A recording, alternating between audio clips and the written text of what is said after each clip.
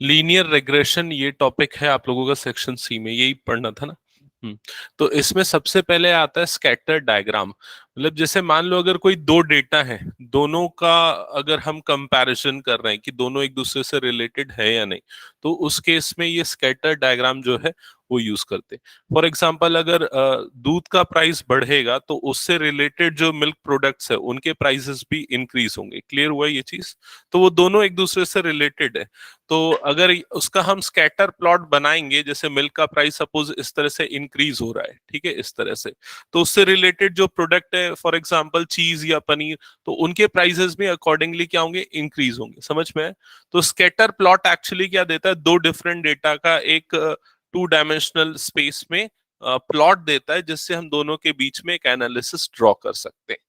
अब correlation, correlation मतलब word से ही क्लियर है, वो दो डिफरेंट सीरीज के बीच में क्या रिलेशन है। वो कोरिलेशन पॉजिटिव भी हो सकता है, वो कोरिलेशन नेगेटिव भी हो सकता है।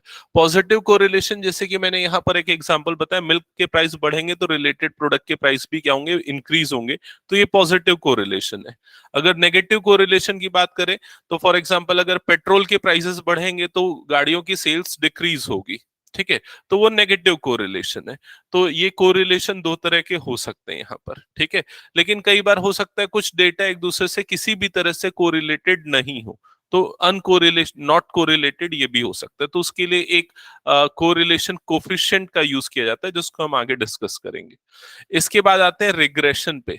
रिग्रेशन बेसिकली एक स्टैटिस्टिकल मेजर होता है, जो कि हमें हमारे लिए यूजफुल होता है कि फ्यूचर में क्या चेंजेस होगा एक सीरीज के अकॉर्डिंग दूसरे सीरीज में। जैसे कि अगर स्टॉक मार्केट में अगर आप लोगों ने देखा होगा, तो जो लोग है जो स्टॉक पे ट्रेडिंग करते हैं वो क्या करते हैं, चार्ट का एनालिसिस करते हैं। तो अगर किसी शेयर प्राइस का चार्ट इस तरह से मूव कर रहा है, डेटा इस तरह से मूव कर रहा है, टाइम सीरीज डेटा, तो फ्यूचर में उसकी क्या वैल्यू होगी वो एक लाइन ड्रॉ करके प्रिडिक्ट करने की कोशिश करते हैं। करेंट प्राइस अगर 100 रुपीज है, तो आफ्टर 6 मंथ वो प्राइस कितना जाएगा, 150 या 125। तो वो एक लीनियर रिग्रेशन या स्टैटिस्टिकल अप्रोच यूज करके फ्यूचर वैल्यू एस्टिमेट करने की कोशिश करते, इसको बोलते हैं रिग्रेशन। क्लियर हुआ ये चीज?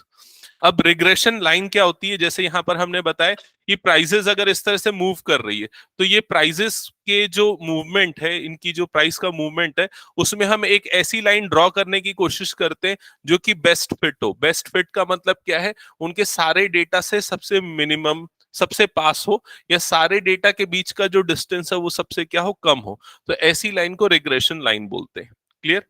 अब ये मेथड ऑफ कर्व फिटिंग, मतलब हो सकता है कि जरूरी नहीं है कि ये जो डेटा में हम प्लॉट कर रहे हैं ये लाइन ही प्लॉट हो सकता है कि वो एक कर्व भी प्लॉट हो। अगर हम स्कैटर प्लॉट बनाएं किसी डेटा का, मान लेते हैं वो स्कैटर प्लॉट इस तरह से बन रहा है, इस तरह से बन रहा है, तो अगर हम इस स्कैटर प्लॉट में लाइन फिट करना चाहें तो मुश्किल होगा, लेकिन एक कर्व फिट हो सकता है जो कि इस स्कैटर प्लॉट के आसपास से ड्रॉ हो। क्लियर हुआ ये चीज?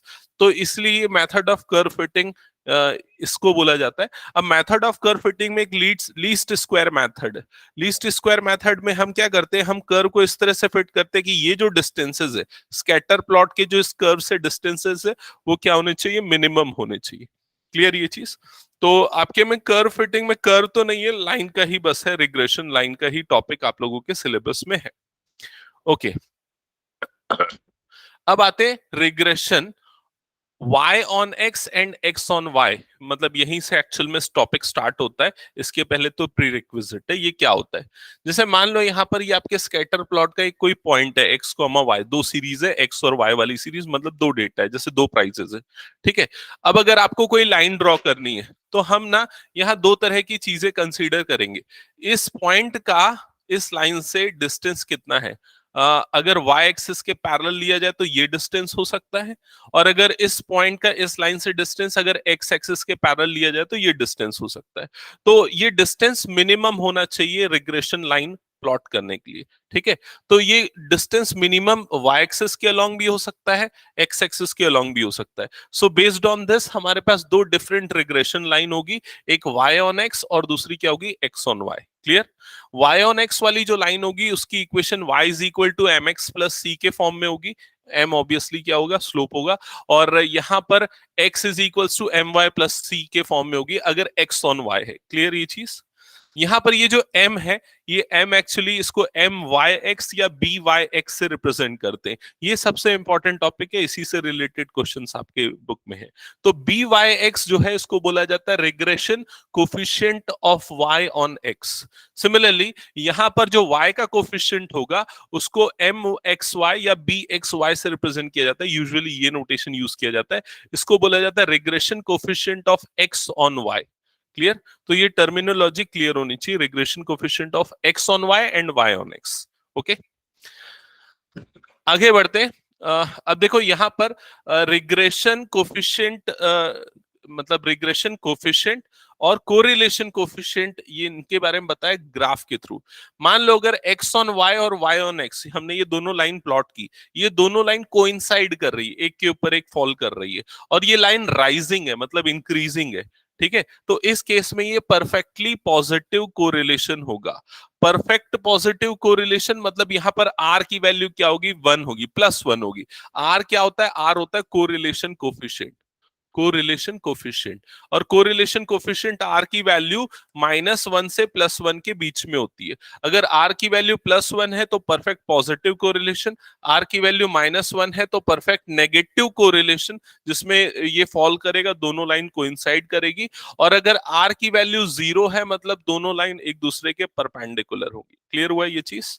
तो ये एक्चुअली डिपेंड करता है, ये जो दोनों लाइन है x on y and y on x, इनके बीच में एंगल कितना बन रहा है। अगर एंगल 0 डिग्री बन रहा है तो उस केस में परफेक्ट कोरिलेशन होगा, या तो पॉजिटिव या नेगेटिव। और अगर एंगल सबसे ज्यादा मतलब 90 डिग्री बन रहा है तो नो कोरिलेशन होगा, और आर की वैल्यू उस केस में क्या होगी? 0 होगी। ठीक है, अब ये जो दोनों लाइन है x ऑन y और y ऑन x, ये दोनों लाइन एक दूसरे को जिस पॉइंट पे कट करती हैं वो पॉइंट होता है x बार और y बार, मतलब कि x सीरीज का मीन और y सीरीज का मीन ये रिप्रेजेंट करता है।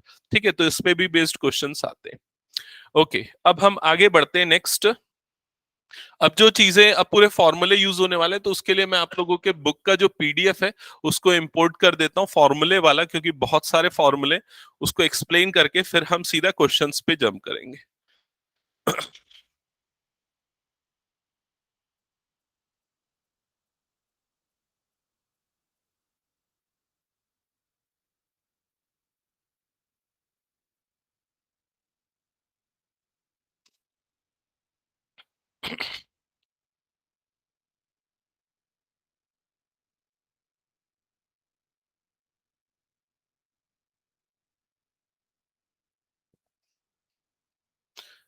वैसे तुम लोगों की बुक में कौन से पेज में देखना एक बार फॉर्मूला, समरी जो दिया हुआ है?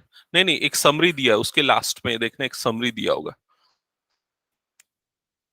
लास्ट में नहीं मतलब, हाँ 27.13, एस चांद की बुक में 27.13 पे है ना ये।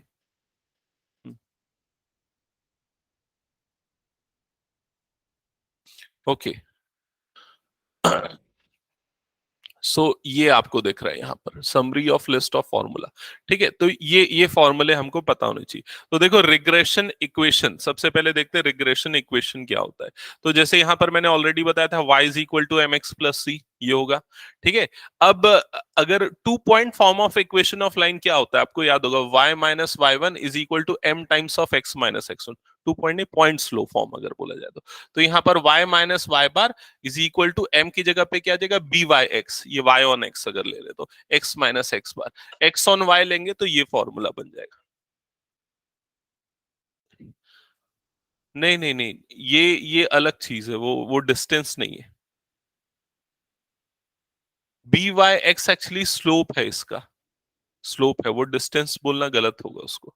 ठीक है, यहां पर सिमिलरली बी एक्स वाई आएगा। तो अगर आपको क्वेश्चन में ये बोलता है कि रिग्रेशन लाइन की इक्वेशन फाइंड आउट करो, आपको एक्स बार वाई बार दिया हुआ है और ये दिया हुआ है regression coefficient Y on X and X on Y, तो आप ये डेटा पुट करके इस इक्वेशन को यूज करोगे। ठीक है, फिर उसके बाद आते हैं नॉर्मल इक्वेशंस। ठीक है, अगर आपको मान लो x की y की वैल्यू, n और c की वैल्यू ये सब दी हुई है, तो आप नॉर्मल इक्वेशन यूज करोगे, ये वाला फॉर्मूला यूज करोगे इक्वेशन निकालने के लिए। ठीक है, जब आएगा मैं बताऊंगा, क्वेश्चन आएंगे तब।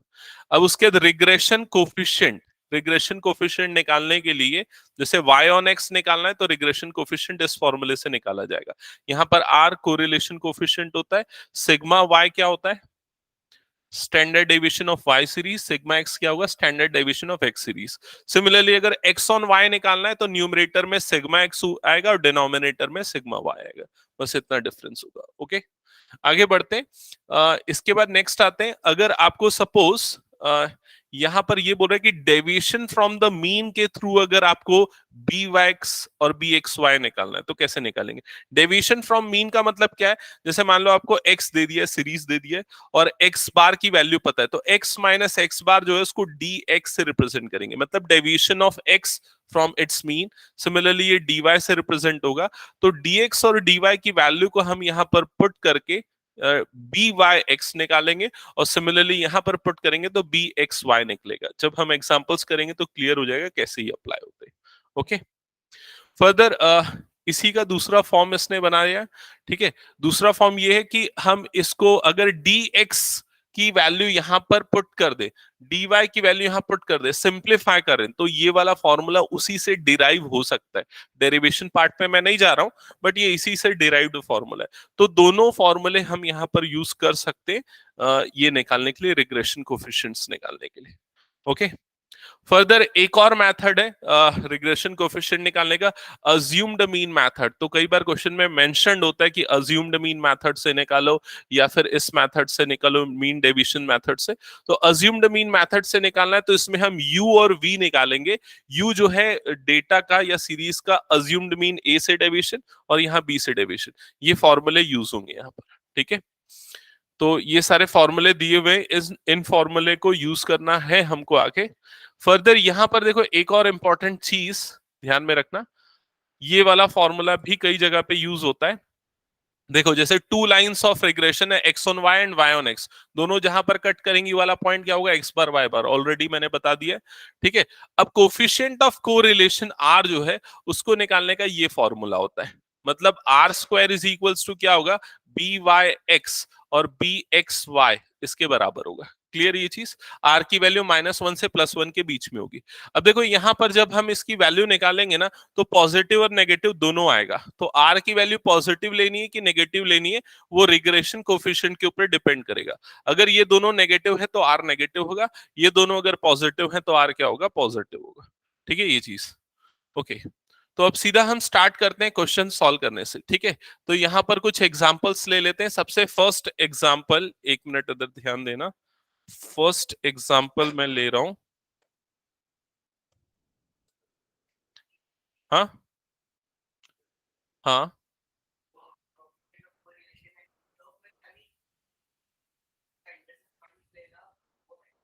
आर नहीं, आर एक्चुअली डिपेंड करता है वो जो एंगल जो है ना दोनों के बीच में, एक्स ऑन वाई और वाई ऑन एक्स के बीच में कितना बन रहा है।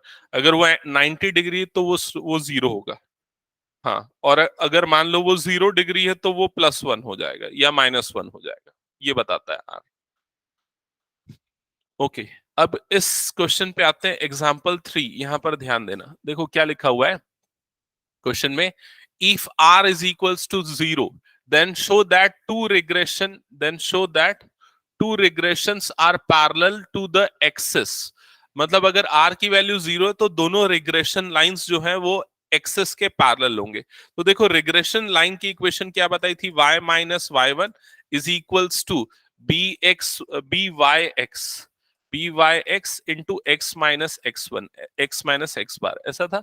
सिमिलरली एक्स वाले के लिए क्या था, X minus X bar is equals to B X Y into Y minus Y bar, ऐसा था। ठीक है, अब क्या बोल रहा है, अगर r इक्वल्स टू 0 है तो R square is equals to क्या होता है, B X Y into B Y X, ऐसा होता है। अगर r 0 होगा तो ये दोनों वैल्यू क्या हो जाएंगी, 0। अगर ये दोनों 0 होगा तो देखो यहां पर क्या हो जाएगा, ये वाली पूरी वैल्यू 0 हो जाएगी, 0 इंटू एनीथिंग पूरा क्या हो जाएगा, 0। तो y इज इक्वल टू क्या आ जाएगा, y bar. y is equal to Y bar, मतलब y is equal to Y bar तो कांस्टेंट है ना, तो y is equal to B, और ये एक लाइन की इक्वेशन बनती है। कौन से लाइन की इक्वेशन बनती है?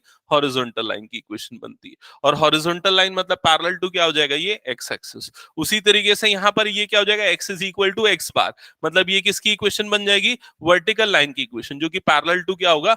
y axis. तो वही बोलना चाह रहा है कि आपको प्रूव करना है कि ये जो है ये दो लाइंस जो बनेंगे पैरेलल टू एक्सिस होंगी। तो क्लियर हुआ ये कंसेप्ट?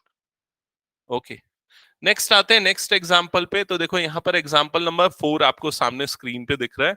एग्जांपल 4 में क्या बोल रहा है? If two regression coefficient are 0.8 and 0.2। Regression coefficient मतलब क्या? बी एक्स वाई और बी वाई एक्स, दोनों में से कुछ भी हो सकता है, अभी इसने मेंशन नहीं किया कौन सा क्या है, ठीक है। तो ये दिया हुआ है, what would you what would be the value of correlation coefficient या कोफिशिएंट ऑफ कोरिलेशन, मतलब आर की वैल्यू क्या होगी ये पूछ रहा है। तो अभी हमने देखा था R square is equal to क्या होता है? B X Y into B Y X, ये होता है। तो यहाँ पर B X Y B Y X दोनों की वैल्यू पुट कर दिया, तो ये कितना आ जाएगा? 0.16 आर स्क्वायर। तो आर इज इक्वल टू क्या आ जाएगा? प्लस माइनस 0.4 आ जाएगा। क्लियर? अब पॉजिटिव लेंगे कि नेगेटिव? नहीं, पॉजिटिव लेंगे। क्यों पॉजिटिव लेंगे? क्योंकि ये दोनों पॉजिटिव हैं, इसलिए आर की वैल्यू क्या लेंगे? पॉजिटिव लेंगे। क्लियर ये चीज? ओके, आगे बढ़ते हैं नेक्स्ट एग्जांपल नंबर 5 पे। तो एग्जांपल नंबर 5 यहां पर ध्यान देना क्या लिखा हुआ है। एग्जाम्पल 5 है, is the following statement correct? Give reason. The regression coefficient of x on y is 3.2 and that of y on x is 0.8। तो ये यहां पर ये वाली चीज क्या दी हुई? bxy दिया हुआ है 3.2, और ये दूसरा क्या दिया हुआ है? b वाई एक्स, और ये कितना है? 0.8 ये दे दिया है। और क्या बोल रहा है? ये ट्रू है कि नहीं है। तो हमने क्या किया? पहले आर स्क्वायर की वैल्यू निकाली। आर स्क्वायर कैसे निकलेगा? दोनों के प्रोडक्ट से, और दोनों का प्रोडक्ट कितना आया? 2.56 आ गया। समझ में आई ये चीज? जो कि 1 से बड़ा है, कि 1 से छोटा ही आना चाहिए ना आर स्क्वायर की वैल्यू, तभी तो आर 1 से छोटा आएगा। तो इसलिए ये वाला स्टेटमेंट जो है, या ये जो रिग्रेशन कोएफिशिएंट है, वो क्या है? फॉल्स है, ट्रू नहीं है। क्लियर ये चीज? ओके, एग्जाम्पल 6 पे आते हैं। तो यहां पर एग्जाम्पल 6 देखना क्या लिखा हुआ है।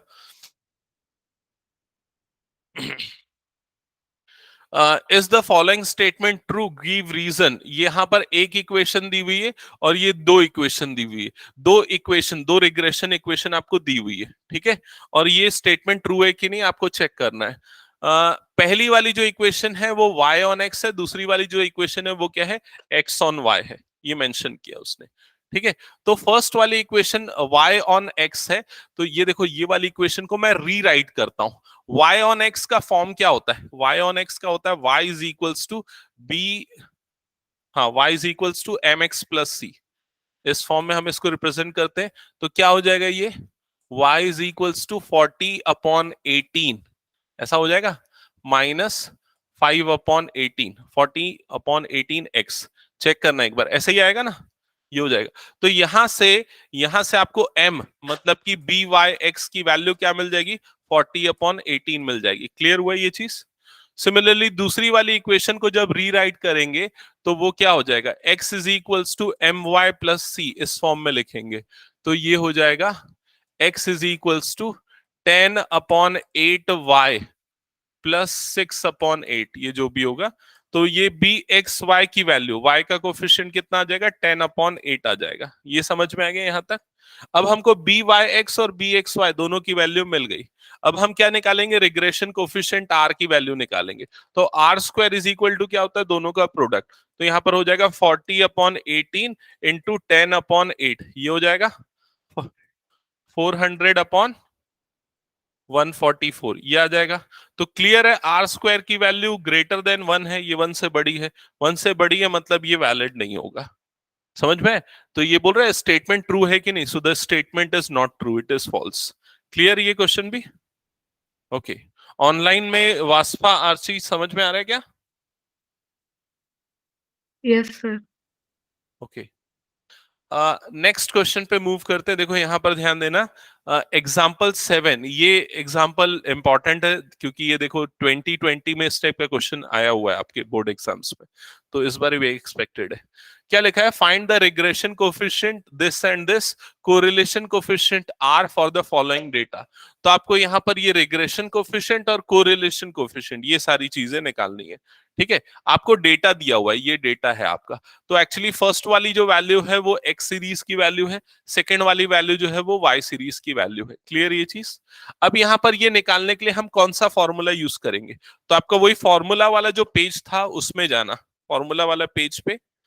फॉर्मूले वाले पेज पे जब आप जाओगे तो देखो इसमें ये वाला फॉर्मूला है, डेविएशन, डेविएशन फ्रॉम मीन वाला फॉर्मूला दिख रहा है, डेविएशन फ्रॉम मीन वाला फॉर्मूला।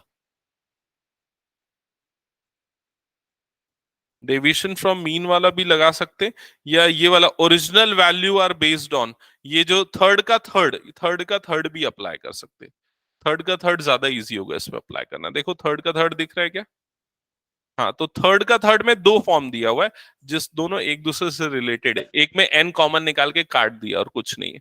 तो थर्ड का थर्ड वाला जो फर्स्ट फॉर्मूला है वो यूज करेंगे। वो फॉर्मूला यहाँ पर जो है ना आपकी बुक में सॉल्यूशन करते समय थोड़ा सा गलत लिखा है, तो उसको करेक्ट कर लेना। यहाँ पर सबमिशन यहाँ भी आएगा ना, देखो फॉर्मूले से मैच करो, submission X I Y I minus submission X I into submission Y आई, ऐसा आएगा। डिवाइडेड बाय डिनोमिनेटर में तो सही लिखा है, N into summation X I square minus summation of X whole square. ठीक है, ये हो गया। अब इसमें हम क्या करेंगे? देखो n की वैल्यू तो पता चल गई, 1 2 3 4 5, तो n की वैल्यू क्या हो गई? यहाँ पर 5 हो गई। क्लियर ये चीज? n इज इक्वल्स टू हो गया 5।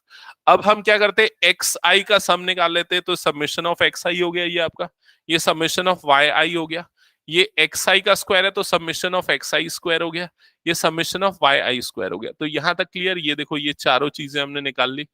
अब एक्स आई वाई आई इन दोनों कॉलम का मल्टीप्लीकेशन करेंगे तो एक्स आई वाई आई वाली टेबल मिल जाएगी, फिर इसका सम निकाल लेंगे तो ये मिल गया आपको summation of X I Y I, ये मिल गया। ठीक है, अब ये सारे डेटा यहाँ पर पुट करो तो n के प्लेस पे आ गया देखो 5, यहाँ पर इसके प्लेस पे कितना आ गया? 136 माइनस ये वाला वैल्यू 24 29 डिवाइडेड बाय डिनोमिनेटर में सारी वैल्यू पुट किया। सॉल्व करोगे तो आपको क्या मिल जाएगा? बी वाई एक्स मिल जाएगा। ये समझ में आया ना कैलकुलेशन और ये सारी चीजें? सिंपली फॉर्मूले में पुट करना है।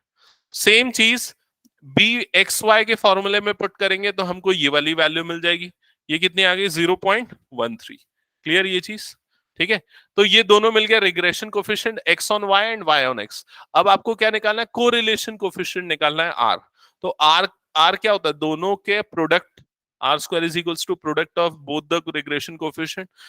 सिंप्लीफाई करोगे तो ये कितना आ जाएगा? 0.028। ठीक है, रूट लोगे तो कितना कितना आएगा? ये 0.176, प्लस माइनस दोनों आएगा, तो हम यहां पर क्या लेंगे? माइनस, क्योंकि दोनों रिग्रेशन कोफिशिएंट क्या है? नेगेटिव। तो ये होगा आपका फाइनल आंसर। समझ में आ गया ओवरऑल सॉल्यूशन इसका? ओके। सिमिलरली इस टाइप के और भी क्वेश्चन है। एग्जांपल 8 आप देख सकते हो।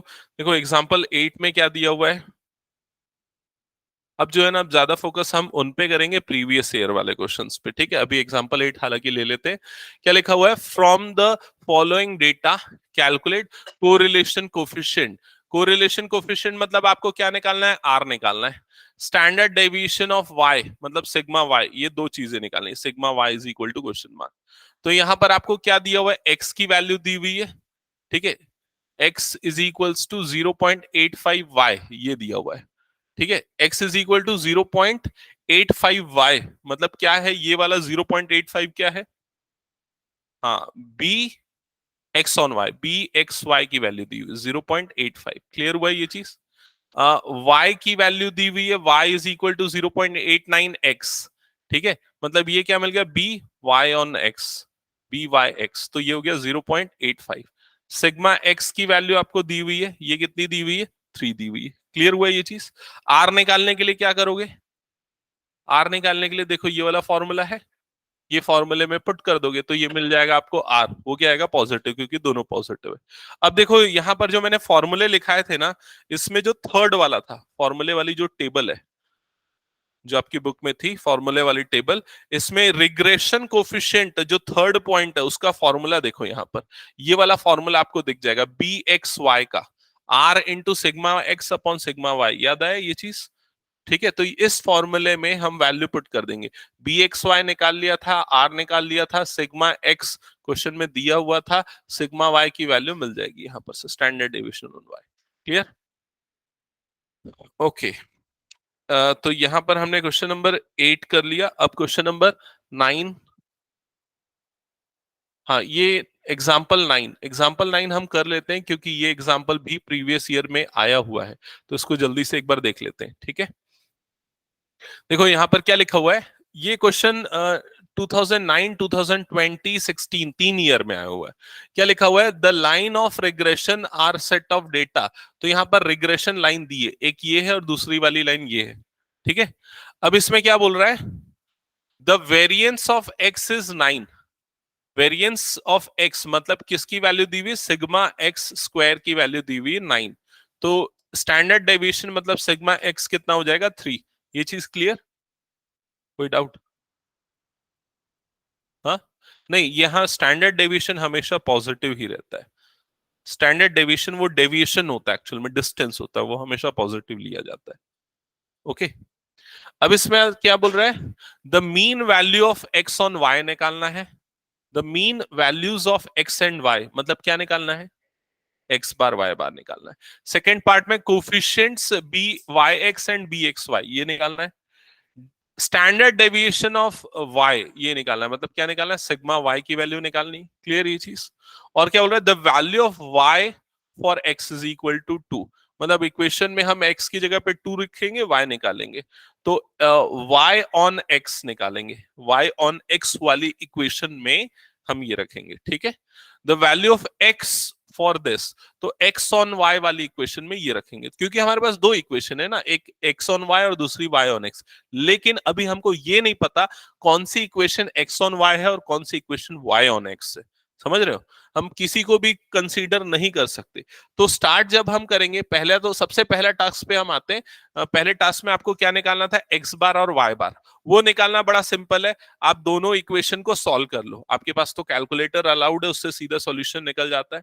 तो आपको क्या करोगे? एक्स और वाई की वैल्यू आपको मिल जाएगी, मतलब एक्स बार और वाई बार की वैल्यू मिल जाएगी। ये फर्स्ट पार्ट जो है इस क्वेश्चन का कंप्लीट हो गया। हाँ, मैंने बताया था ना स्टार्टिंग में, दोनों लाइन जहां पर कट करती है वो मीन होता है। याद आया? वो दो ग्राफ बना के बताया था। ठीक है, तो इक्वेशन सॉल्व करोगे तो आपको क्या मिल जाएगा? मीन मिल जाएगा। फिर उसके बाद सेकेंड पार्ट पे आते हैं। सेकेंड पार्ट पे आपको बी वाई एक्स और बी एक्स वाई निकालना है। अब यहां पर देखो, यहां पर थोड़ा सा अलग है, थोड़ा ध्यान से सुनना।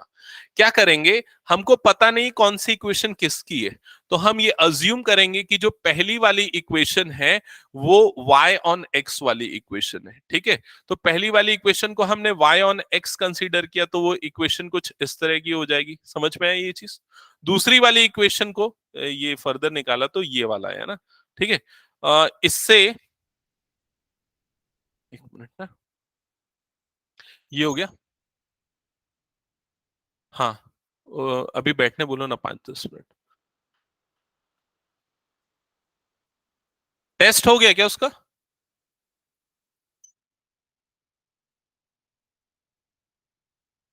हाँ, मैं मतलब अभी थोड़ी देर बाद उसका लूंगा, टेस्ट ले लो पहले।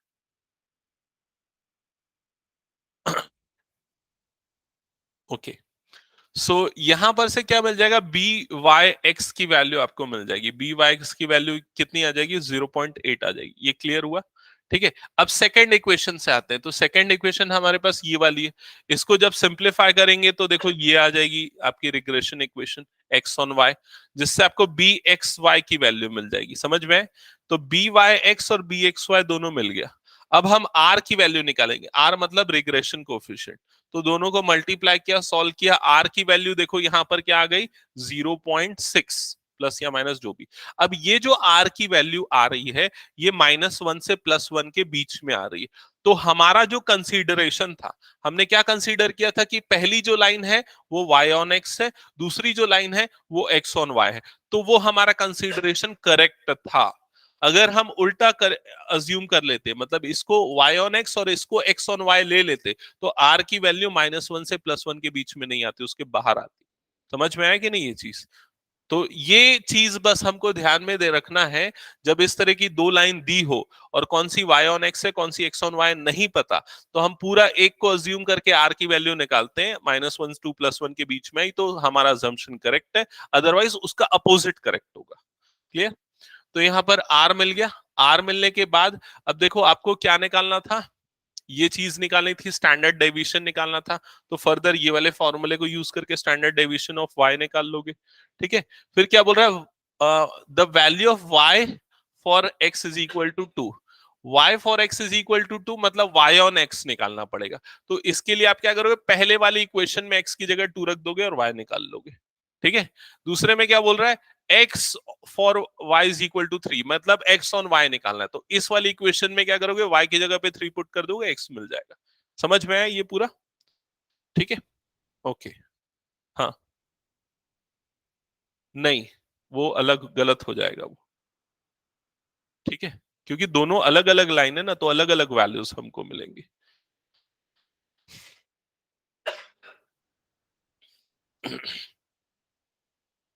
ओके, एग्जाम्पल 11 इसको स्किप कर देते हैं, सिमिलर टाइप का नहीं, सिमिलर टाइप का तो वैसे नहीं है, लेकिन ये वाला क्वेश्चन ऐसा वाला आगे हम प्रीवियस ईयर वाले में से ले लेते हैं, सेलेक्ट कर लेते हैं इस टाइप के क्वेश्चन। नेक्स्ट जो प्रीवियस ईयर में आए पहले उनको टारगेट कर ले रहा हूं। ये वाला क्वेश्चन दिख रहा है, हाँ, आई थिंक ये वाला क्वेश्चन है।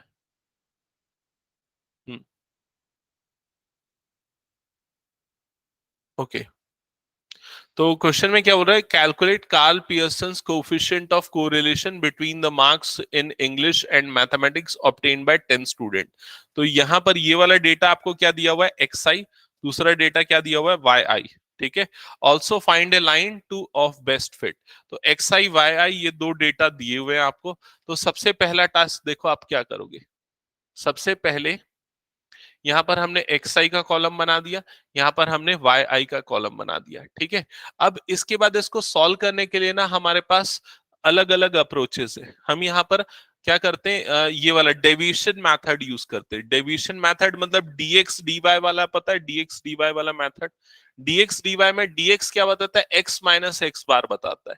तो एक्स बार निकालना पड़ेगा। एक्स बार के लिए हम क्या करेंगे, एक्स के सबका सम निकालेंगे जो कितना आ जाएगा 160, और उसको डिवाइडेड बाय 10 कर देंगे नंबर ऑफ ऑब्जर्वेशन, तो उससे आपको एक्स बार की वैल्यू मिल जाएगी। एक्स बार 10 आ गया, तो एक्स माइनस एक्स बार आपको क्या देगा, डीएक्स देगा, deviation of x. Similarly same process में हम y बार निकाल लेंगे, y बार 18 आएगा, तो dy आपको कैसे मिलेगा, y माइनस y बार से मिल जाएगा। ठीक है, अब देखो उस फॉर्मूले में जो जो टर्म्स हैं, जैसे dx dy upon dx square, तो हम उसके लिए हम dx dy वाला कॉलम बनाएंगे, dx स्क्वायर वाला, dy स्क्वायर वाला। ठीक है, इन सबका सम निकालेंगे, तो summation of dx dy, summation of dx square, summation of dy square. अब ये फॉर्मूला है आपका रिग्रेशन कोफिशिएंट ऑफ कोरिलेशन निकालने का। ठीक है, इस फॉर्मूले में डायरेक्टली पुट कर दो वैल्यू और आपको फाइनल आंसर मिल जाएगा। Okay,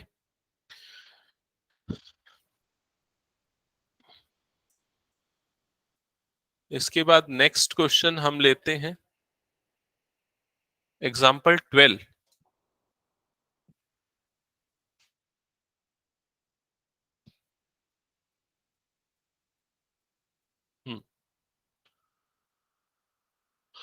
An analyst for a certain company was studying the relationship between the travel expenses Y for 102 sales trips and duration in days X for these trips. He found that the relationship between Y and X is linear.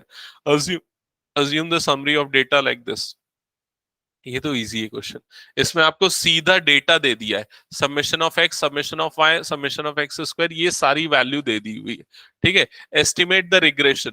तो देखो सबसे पहले mean निकालना है, तो mean निकालने का formula क्या था, summation of X upon N. Summation of X कितना हो गया 510, एन नंबर ऑफ डेज यहाँ पर दिया हुआ है, कितने सेल्स ट्रिप्स है 102, तो 10 से 2 से डिवाइड कर दो, दोनों का यहाँ पर मीन निकल गया एक्स बार वाई बार।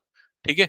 फिर उसके बाद ये फॉर्मूला होता है y ऑन x का, ये वाला फॉर्मूला, इसमें भी सारे डेटा दिए हुए हैं, समेशन ऑफ एक्स वाई की वैल्यू दी हुई है, समेशन ऑफ x की वैल्यू, समेशन ऑफ y की वैल्यू, n की वैल्यू दी हुई है 102, समेशन ऑफ, हाँ हाँ, नहीं फॉर्मूले में देखो दो तरह का फॉर्मूला है, एक फॉर्मूले में क्या n इधर रख दिया और इधर n नहीं दिया, और n इधर रख दिया और इधर n नहीं दिया, समझ में आ रहा है कि नहीं?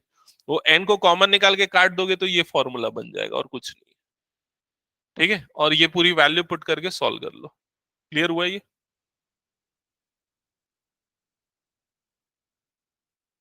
ओके। इसके बाद देखो ये वाला क्वेश्चन देख लेते हैं यार, ये बहुत बार आया हुआ क्वेश्चन दिख रहा है, एग्जांपल नंबर 15, देखो कई बार आया हुआ है, तो इस क्वेश्चन की प्रोबेबिलिटी बढ़ जाती है आने की। 2012, 20, 18, 9, 15, 14, 2007। तो क्या लिखा हुआ है question? Equation of two regression line, तो ये फर्स्ट लाइन है, ये सेकंड लाइन है, ये दो रिग्रेशन लाइंस आपको दी हुई।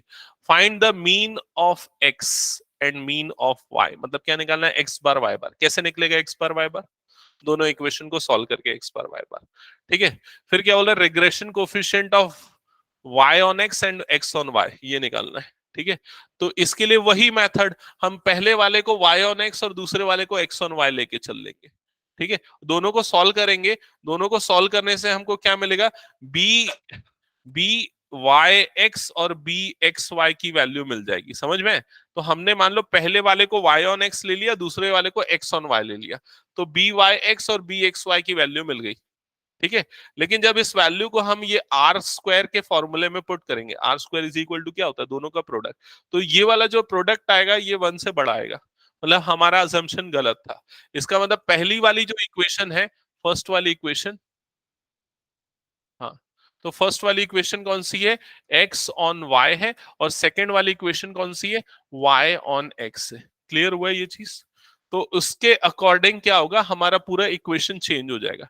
शेवी, class will start a little late, we will start in 10 minutes, 10 to 15 minutes, okay? Yes sir. Okay, so ये चीज क्लियर हुई? ठीक है, तो उससे ना ये दोनों वैल्यू भी चेंज हो जाएगी, बी एक्स वाई और बी वाई एक्स की वैल्यू चेंज हो जाएगी। आई थिंक दोनों रेसिप्रोकल्स हो जाएंगे। ठीक है, तो देखो बी वाई एक्स और बी एक्स वाई की वैल्यू क्या आ जाएगी, -3/4 -3/4 हो जाएगी। तो आर की वैल्यू भी अकॉर्डिंगली चेंज हो जाएगी, आर की वैल्यू भी 3/4 आएगी, नेगेटिव लेंगे बिकॉज बोथ आर नेगेटिव। ठीक है, ये क्वेश्चन क्लियर है ना, इजी क्वेश्चन था ये। ओके, इसके बाद, हाँ,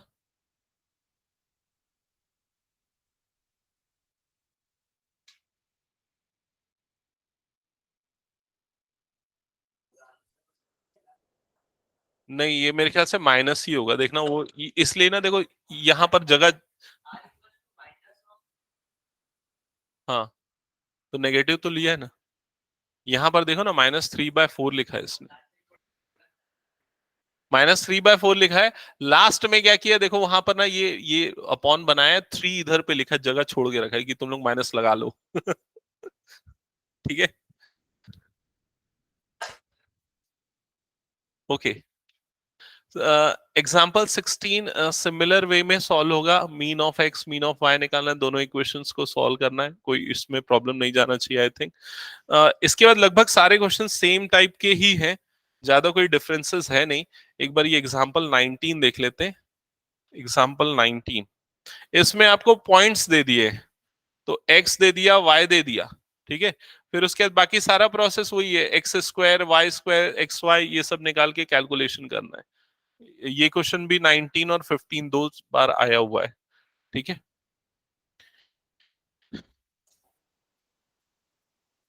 कोई एग्जाम्पल नंबर 20, इसको भी एक बार चेक कर सकते हो। एग्जाम्पल नंबर 20, ये क्वेश्चन भी आया, दो बार आया हुआ है आपका, 2018 में और 2015 में।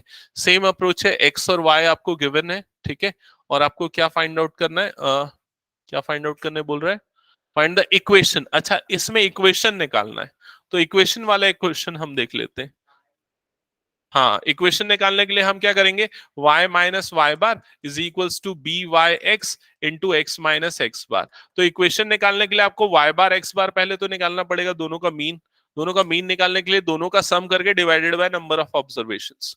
ओके, फिर उसके बाद बी वाई एक्स निकालने के लिए, बी वाई एक्स निकालने के लिए वही वाला फॉर्मूला यूज कर लेंगे, ये वाला X square Y square X Y वाला जो फॉर्मूला।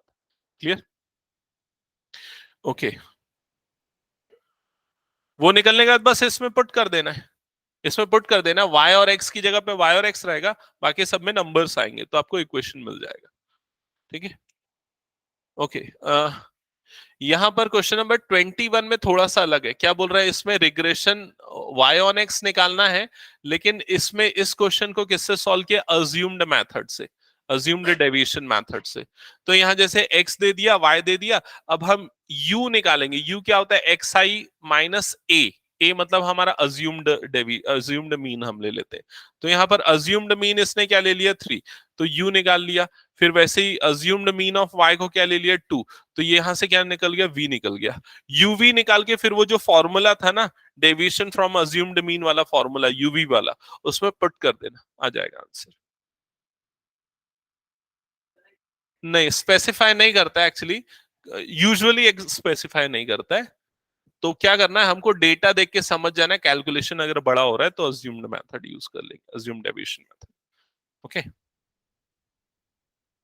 ओके, इसके बाद फिर आपके एक्सरसाइज वाले क्वेश्चंस हैं, जिसमें ऑलमोस्ट सारे क्वेश्चन एक जैसे। एक क्वेश्चन बस मैं बता देता हूँ, लास्ट क्वेश्चन आपकी एक्सरसाइज का, लास्ट क्वेश्चन देख लो। बाकी सारे क्वेश्चन ना एग्जाम्पल से एकदम रिलेटेड आप लोग बना लोगे। जो डाउट होंगे मुझसे पूछना, इस वीक में कंप्लीट कर लेना। सैटरडे संडे तक जो भी डाउट क्वेश्चन रहेंगे इस चैप्टर के, मुझे पूछ लेना। ये चैप्टर का एक ही एक्सरसाइज है ना? हाँ, ठीक है। हाँ, तो लास्ट क्वेश्चन पढ़ो, क्या लिखा हुआ है। हम्म, तो यहां पर मीन दिया हुआ है आपको, मीन। ठीक है, मीन ऑफ एक्स कितना दिया हुआ है? 6, और मीन ऑफ वाई कितना दिया हुआ है? 8, और क्या दिया हुआ है? स्टैंडर्ड डेविएशन दिया हुआ है, ये कितना है? 4 और 12 ये दिया हुआ है, और आर दिया हुआ है। आर की वैल्यू कितनी दी हुई? 2/3 दी हुई। ठीक है, और क्या निकालने बोल रहे हैं? हाँ, मतलब बी एक्स वाई निकालना है और बी वाई एक्स निकालना है, ये दो चीजें आपको निकालनी है। क्वेश्चन क्लियर है यहां तक? ओके, तो देखो सबसे पहले ना, यहाँ पर ये क्या है? एक्चुअल में एक्स बार है, और ये क्या है आपका? Y bar. ये क्या है? सिग्मा एक्स, और ये क्या है? Sigma Y. यहां तक क्लियर? आर की वैल्यू तो डायरेक्टली दी हुई है। अब ये फॉर्मूला देखो, फॉर्मूला वाली शीट पे जाना। बी वाई एक्स का फॉर्मूला क्या है? B Y X is equal to क्या होता है? R into sigma Y upon sigma X. सीधा यहां पर पुट कर दो। आर के प्लेस पे कितना आ जाएगा? 2/3, सिग्मा वाई के प्लेस पे 12, सिग्मा एक्स के प्लेस पे 4। ठीक है, तो ये 12 और ये 12 कट गया, तो कितना आ जाएगा? 2 आ जाएगा। Clear? Similarly B X Y भी निकल जाएगा। ठीक है, सेम फॉर्मूला। और कुछ है इस क्वेश्चन में? The line of regression. तो बी वाई एक्स और बी एक्स वाई दोनों निकालने के बाद लाइन ऑफ रिग्रेशन निकालना है, तो क्या करेंगे? Yes, y minus Y bar is equals to B Y X X minus X bar. ये फॉर्मूले में पुट कर देंगे, पहली रिग्रेशन लाइन आ जाएगी y ऑन x, और दूसरे फॉर्मूले में पुट करेंगे तो x ऑन y। क्लियर? हाँ, तो y when x 10, y on x निकालना है, तो ये वाली जो इक्वेशन बनेगी ना, यहाँ x की जगह 10 रख देना। That's it. ठीक है, सो एंड करें आज का सेशन। हाँ, नॉर्मल इक्वेशन के क्वेश्चंस बहुत कम है एक्चुअली। वो नॉर्मल इक्वेशन जो है वो इसी से रिलेटेड ही है, इस वजह से। नहीं, एक्चुअली फॉर्मूले में जो एन सी एम और एक्स, ये सारी जो वैल्यू है ना, वो कोफी